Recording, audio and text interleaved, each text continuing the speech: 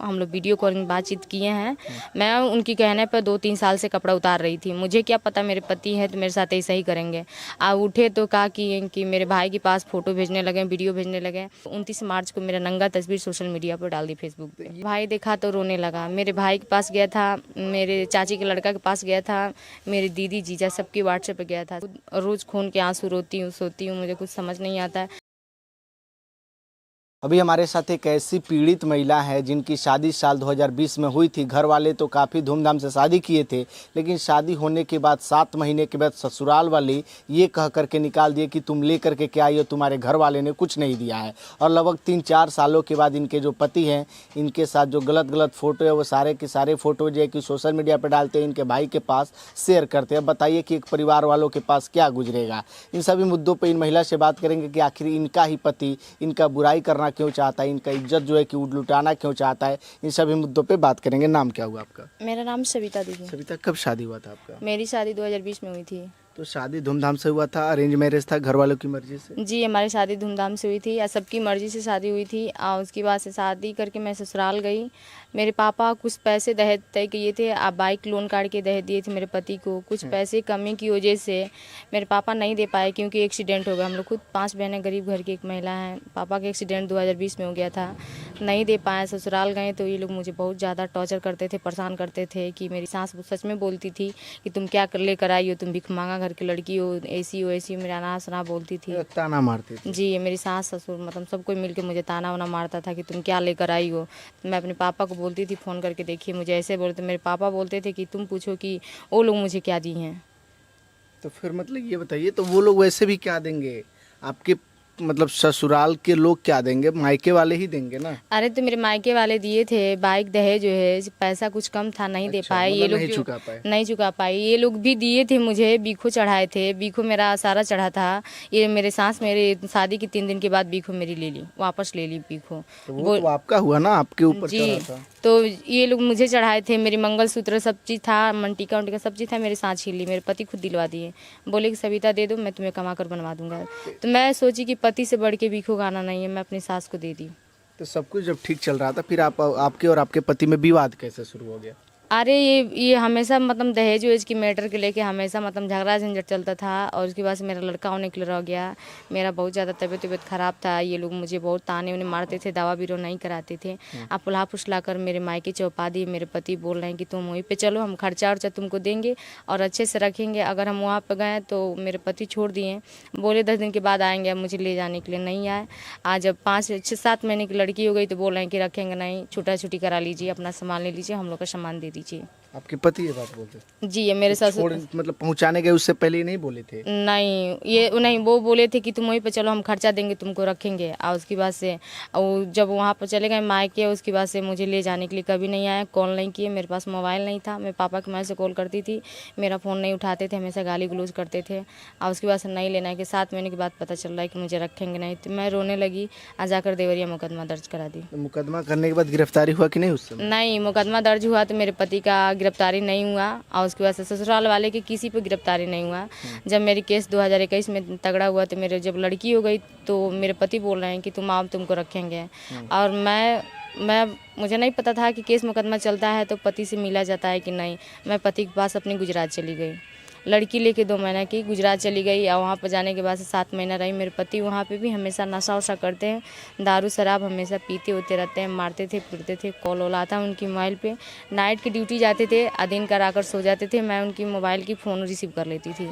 झगड़ा झंझट होने लगता था, मार पीट के मुझे चौंपा दिए। चौंपाने के बाद फिर 2022 में मुझे मायके से भटपरानी रखवा दिए। फिर वहाँ पर रखवाने के बाद फिर मेरा दूसरा बच्चा होने के लिए रह गया। तो जब आप अपने पति के ऊपर केस की थी तो फिर आप अपने पति के साथ क्यों रहती थी? ये तो गलत है ना। अरे तो मुझे नहीं पता था ना कि केस चलता है तो पति के पास नहीं मिला जुला जाता है, मुझे इतना जानकारी नहीं था। अब मुझे केस लड़ने का मुझे अपने पति से मन नहीं था। मैं सोचती थी चलिए एक लड़की हुआ है तो कहीं नहीं जान रहे, लड़का हो जाएगा तो जानेंगे मानेंगे, मुझे अच्छे से रखेंगे। भगवान मुझे दोनों बच्चे दे दिए, लड़का लड़की, तभी भी इन सब का रहन ऐसे ही मेरे ससुराल वाले को। ये लोग ये लोग डायरेक्ट बोल रहे हैं कि हम रखेंगे नहीं, नहीं तुम्हारे तुमको रखेंगे, नहीं तुम्हारे बच्चे को रखेंगे। मतलब क्यों, आखिर दिक्कत क्या है आपसे, आपके बच्चों से क्यों दिक्कत है? अब वो लोग जाने कि हमसे दिक्कत क्या है, हमसे प्रॉब्लम क्या है। देखिए कोई भी औरत चाहती है कि हमारा घर द्वार बर्बाद ना हो। मैं भी चाहती थी कि मेरे पति मेरे 2 बच्चे का खर्चा दे, हमको अच्छे से रखें। अगर हम दोनों का तीनों का देखभाल करते तो हम पागल थोड़ी नहीं कि अपने पति के ऊपर मुकदमा करके लड़े। ये लोग नहीं देते हैं 1 रुपया, तभी मुझे रहने भी नहीं देते। अब जब मेरी ज़िंदगी ख़राब कर दिए, मेरा इज्जत लूटी है, ज़िंदगी ख़राब हो गई, 2 बच्चे पैदा हो गए, हम कहाँ लेकर जाएँ इन दोनों को। अच्छा, अब वीडियो क्यों बना करके गलत गलत नंगा वीडियो क्यों डालते, क्यों, किसको भेजते हैं? जब हम लोग का मुकदमा चलता था ना, तो बोले कि मुकदमा की फाइल उठा लो देवरिया की। तो मैं बोली कि नहीं उठाऊंगी। जब मैं मना की तो मेरे भाई, जीजा, दीदी सबकी व्हाट्सएप पर वो वीडियो फोटो, हम लोग वीडियो कॉलिंग बातचीत किए हैं। मैं उनकी कहने पर 2-3 साल से कपड़ा उतार रही थी। मुझे क्या पता मेरे पति हैं तो मेरे साथ ऐसा ही करेंगे। अब उठे तो कहा कि मेरे भाई के पास फ़ोटो भेजने लगे, वीडियो भेजने लगे। तो हम प्रशासन से भाटपारा थाने पे एप्लीकेशन दर्ज किए कि देखिए ऐसी सी बात है। प्रशासन इस पर कोई कार्रवाई नहीं की, नहीं कार्रवाई की तो ये फिर उठे तो 29 मार्च को मेरा नंगा तस्वीर सोशल मीडिया पर डाल दी, फेसबुक तो पे। ये वीडियो कॉल पे जो कपड़ा उतारने का वीडियो था तो वो बना लेते थे चुपके से? हाँ, मुझे क्या पता कि मेरे साथ मतलब स्क्रीन शॉट मारेंगे, स्क्रीन शॉट वीडियो बनाएंगे, सबके व्हाट्सएप पर डालेंगे, मुझे वायरल कर देंगे एक दिन। तो आपके साथ ऐसा क्यों, मतलब अपनी पत्नी के साथ एक पति क्यों करेगा, क्या दिक्कत है आपसे उनको? अब वही नहीं जानते हैं कि हमसे दिक्कत क्या है। मुझे वो तो बोल रहे थे कि उनका क्या नाम था कि तुम देवरिया का फाइल उठाओगी तभी हम तुमको रखेंगे, और नहीं उठाती हो तो हम नहीं रखेंगे। मैं बोली कि आइए कोर्ट से कागज़ बनवा कर हम दोनों पति पत्नी रहते हैं। तो बोले नहीं। जब हम मना किए कि फाइल नहीं उठाएंगे तभी ये लोग हमेशा मुझे परेशान करना, तभी से मेरे पति स्टार्ट कर दी। वो फोटो आपके परिवार में गया होगा, भाई के पास, मम्मी के पास, पापा के पास, तो क्या लगता है? मेरा भाई देखा तो रोने लगा। मेरे भाई के पास गया था, मेरे चाची के लड़का के पास गया था, मेरी दीदी, जीजा सबकी व्हाट्सएप पे गया था। सब चीज़ का सबूत मैं भाटपारा थाने पे दी थी, तभी भी कोई कार्रवाई सुनवाई मेरा नहीं हो रहा था। अच्छा, तो अब अपने बच्चों के साथ कैसे रहती हैं आप? देखिए बिना पति के 2 बच्चे पोसना पालना बहुत तकलीफ होता है। मैं खुद रोज़ खून के आंसू रोती हूँ, सोती हूँ, मुझे कुछ समझ नहीं आता है। कभी कभी मन करता है कि मैं सोच कर लूँ इन दोनों को लेकर, पर मैं फिर सोचती हूँ अगर मैं कर लेती हूँ समाज हम ही को गलत कहेगा, कहीं गलत थी तभी तो अपना जान दे दी। तो आप अपना खर्चा कैसे चलाती हैं, कहाँ से पैसा आता है? मैं खुद लोगों को घर झाड़ू पोछा करती हूँ, लोगों को घर काम करके मैं अपना खर्चा चलाती हूँ। मतलब भाटपारा में रानी में किराए पे रहती हैं और दूसरे के घर झाड़ू पोछा करती जी, मैं भाटपारा रानी में साल भर कुछ महीना हो गया। नवंबर आएगा तो 2 साल आ जाएगा। यहीं पे रहती हूँ, मैं झाड़ू पोछा करती हूँ, 2 बच्चे को पोसती हूँ, पालती हूँ। मेरी दीदी हैं, मम्मी पापा हैं, जितना जुड़ता है हेल्प मदद मेरी कर देती हैं हैं? सब। अभी अपने पति के साथ रहना है आपको? हम रहेंगे उन्हीं के घर, पर मुझे डर लग रहा है कि अगर हम कहीं चले जाएं तो मेरा जान उन मार देंगे तब। अभी कल उनका कोर्ट से गिरफ्तारी हुआ तो बोल रहे थे सबके सामने, खड़े थे कोर्ट में, तो बोल रहे मैं उनके पास जंगला पे गई थी, बातचीत की थी कि मेरा फ़ोटो आप वायरल क्यों किए थे।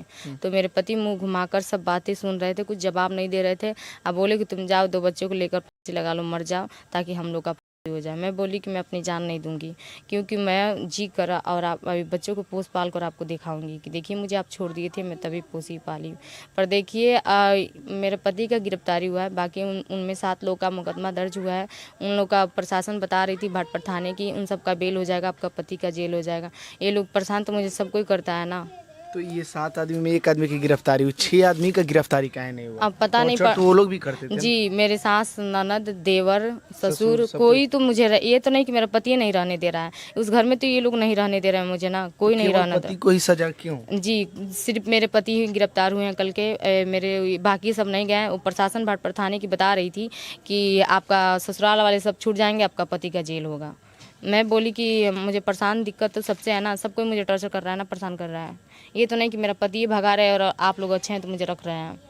अच्छा, ये सब जब वीडियो वायरल हुआ तो समाज में एक तो अलग ही अब लोग देखते होंगे आपको कि कितनी गलत लड़की है ये। समाज में मेरा चलना काल हो गया है, मुझे खुद मुंह छुपाकर मास्क लगाकर चलना पड़ता है। जो मुझे देखते हैं, जेंट्स, औरत, लेडीज जो भी देखती हैं, पूछते हैं कि आप ही का वीडियो वायरल हुआ था। मैं खुद सर झुकाकर चलती हूँ, मैं क्या करूँ, मैं खुद मुंह दिखाने लायक नहीं इस दुनिया अच्छा, में। अब इतना धूमधाम से शादी हुआ था, अब आप एक रोड पे हैं, मतलब समझिए तो किराए पे रहती हैं। कभी सोची थी ऐसा कि समय आएगा? नहीं, मैं कभी सपनों भी नहीं सोची थी कि मेरे साथ ऐसा होगा। मैं कभी अगर पता होता तो हम शादी नहीं कर लेते, शादी नहीं करते। देखिए कुंवारी की ज़िंदगी अच्छा है, शादीशुदा बहुत झमेला है अगर पति अच्छा मिल जाए तो सब चीज़ ठीक है, बेकार मिल जाए तो ज़िंदगी नरक बन जाएगा। ये तो बेकार ही मिल गया ना। जी, ये नशा वशा करते हैं, झूठ सच बोल के मेरे पापा से शादी ब्याह कराए थे कि लड़का दुबई रहता है, अच्छा खासा पैसा कमाता है। मेरे पापा को झूठ सच बोल के फंसा दिए। शादी के पहले नहीं पता था कि नशेड़ी है वो? नहीं, मुझे नहीं पता था कि शादी के पहले नशेड़ी हैं और ये दूसरों से संपर्क में रहते हैं। अभी भी है क्या संपर्क में? जी, मेरे पास सब चीज़ का प्रूफ, रिकॉर्डिंग साबुत है।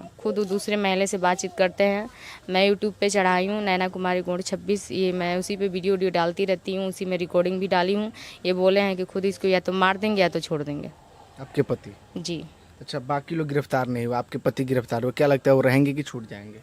जो प्रशासनिक कानून है मुझे तो नहीं पता, जिसमें फोटो डालने में जितना साल सजा होता है, मैं चाहती हूँ कि प्रशासन उनको उतना साल का सजा दे।